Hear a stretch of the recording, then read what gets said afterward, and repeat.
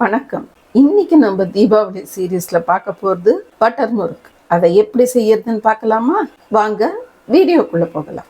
1 cup அரிசி மாவு, 1.5 table spoon பொட்டுக்கடலை மாவு, 1.5 டேபிள் ஸ்பூன் கடலை மாவு, பெருங்காயம் 1/4 டீஸ்பூன், உப்பு தேவையான அளவு, வெண்ணெய் 2 டேபிள் ஸ்பூன். இப்போ இந்த வெண்ணெயை போட்ட உடனே ஃபர்ஸ்ட் எல்லாத்தையும் ஒண்ணா கலந்துக்கணும்.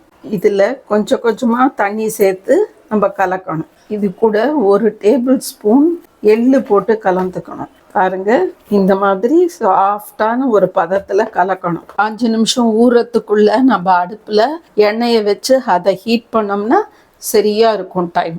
இதெல்லாம் அச்சில் போட்டு ரெடி பண்ணி வச்சுக்கிறோம்.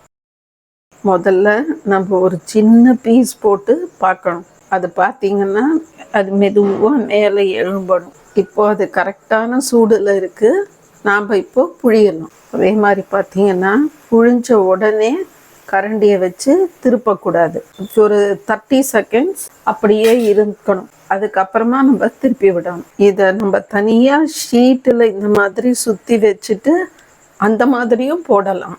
இப்போ பட்டர் முறுக்கு நல்ல கிறிஸ்பியாக வந்துடுச்சு. இதே மாதிரி இன்னொரு வீடியோவில் பார்க்கலாம். பாய்.